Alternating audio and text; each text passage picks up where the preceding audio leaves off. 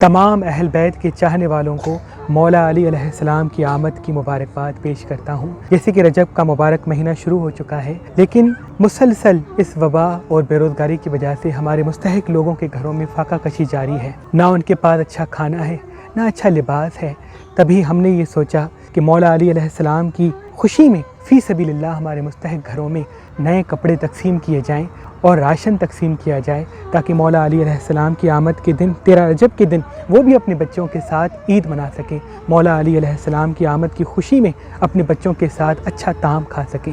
میری شادی ہونے والی تھی، میرے کو کپڑوں کی ضرورت ہے، مہربانی ان کی میرے کو کپڑے دیے ان لوگوں نے۔ مولا علی کی عید ہے اور ہم غریبوں کی بھی عید کروا دی۔ میں آپ سے بھی عرض کروں گا کہ آپ بھی اپنے عزیز و اقارب میں ضرور دیکھیں، اپنے محلے میں ضرور دیکھیں، اگر کوئی مستحق ہے تو ان کی مدد کریں۔ باخدا اہل بیت کا رستہ ہی یہ ہے کہ ہم دوسروں کی مدد کریں، دوسروں کا خیال کریں، دوسروں کا احساس کریں۔ سب سے عظیم انسان وہ ہے جو دوسروں کے لیے سوچتا ہے، سب سے افضل ترین انسان وہ ہے جس کے دل میں دوسرے انسان کا درد ہوتا ہے۔ اللہ پاک محمد و آل محمد کے صدقے، اس رجب کے صدقے، مولا علی علیہ السلام کی آمد کے صدقے آپ کی تمام دعائیں اپنے دربار میں قبول و مقبول فرمائے۔ اللہم صلی علی محمد و آل محمد۔